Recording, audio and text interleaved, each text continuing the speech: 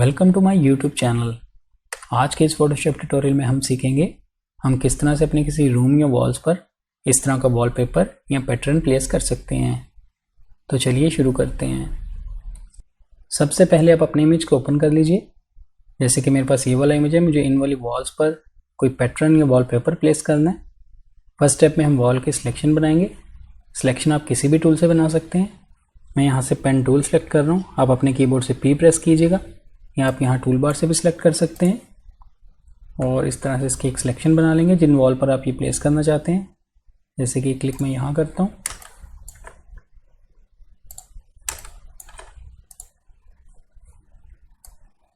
इसी तरह आप सिलेक्शन बना लीजिएगा।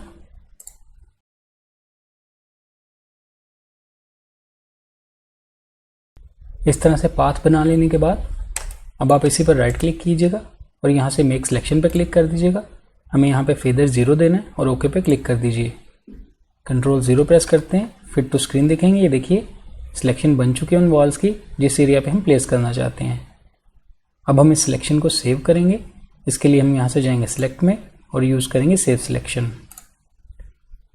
यहाँ आने के बाद आप इसका कोई भी नाम रख दीजिएगा। मैं यहाँ पर वॉल 1 के नाम से इसको सेव कर देता हूँ और ओके पे क्लिक कर देंगे। कंट्रोल D प्रेस करेंगे और इसको डीसेलेक्ट करेंगे। चैनल के इस पैनल पे क्लिक कीजिएगा। ये देखिए आपकी ये सिलेक्शन यहाँ पे सेव हो चुकी है। लेयर्स में वापस आएंगे। नेक्स्ट हमें इसके लिए एक और इमेज चाहिए होगा जो कि किसी पैटर्न या बैकग्राउंड का इमेज चाहिए जो हम इस पर प्लेस करना चाहते हैं।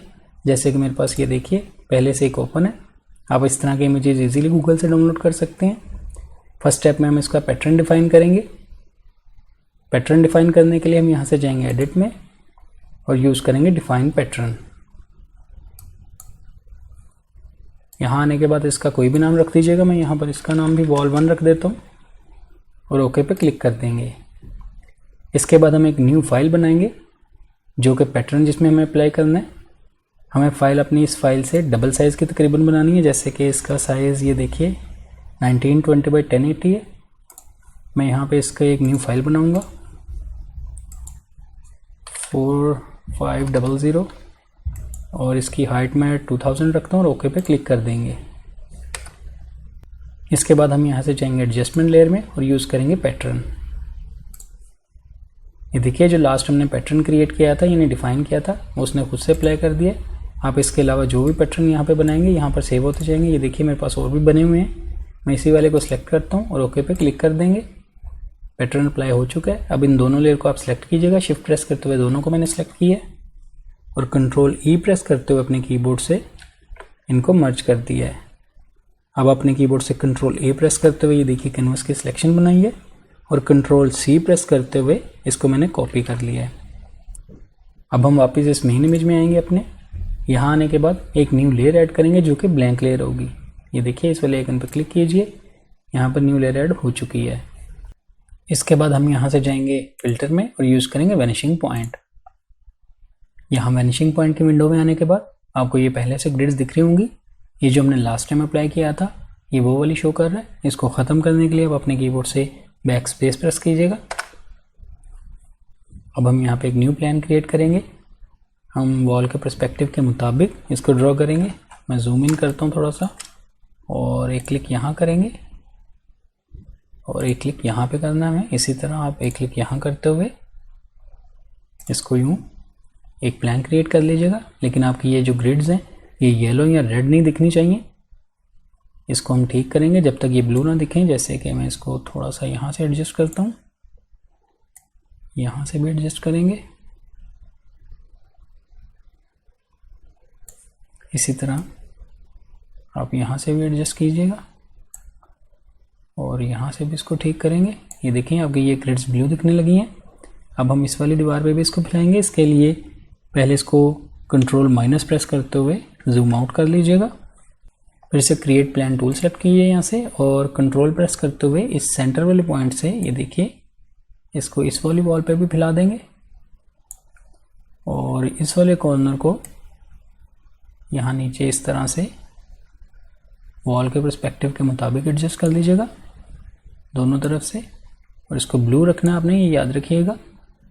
अब हम यहाँ से कंट्रोल V प्रेस करेंगे अपने कीबोर्ड से और जो हमने पैटर्न वहाँ पे कॉपी किया था उसको यहाँ पे पेस्ट कर देंगे, ये देखिए। और इसको यूँ ड्रैग करते हुए इस शेप के अंदर लेके जाइएगा, यहाँ पे रखेंगे। इस तरह से एडजस्ट कर लेने के बाद अब हम यहाँ से ओके पे क्लिक कर देंगे। यहाँ वापस आने के बाद अब हम इसका ब्लेंडिंग मोड चेंज करेंगे। आप नॉर्मल पे क्लिक कीजिएगा और यहाँ से यूज़ करेंगे मल्टीप्लाई। अब आप देख सकते हैं हमारा जो वॉलपेपर है वो वॉल्स पे दिखने लगा है। अब हम इसको सिलेक्शन के अंदर दिखाएंगे। इसके लिए हमने जो सिलेक्शन स्टार्ट में बनाई थी, सेव की थी, ये देखिए चैनल्स के पैनल में आपको दिख रही होगी। कंट्रोल प्रेस करते हुए इस पर क्लिक कीजिएगा। आपकी ये सिलेक्शन देखिए एक्टिव हो चुकी है।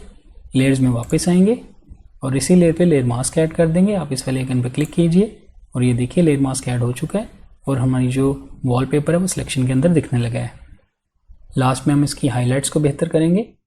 इसके लिए हम यहाँ से जाएंगे एडजस्टमेंट लेयर में और यूज़ करेंगे लेवल्स। यहाँ लेवल की विंडो में आने के बाद आप इस वाले आइकन पे क्लिक कर दीजिएगा। इससे ये क्लिपिंग मास्क हो चुका है और ये सिर्फ इसी पे अप्लाई होगा।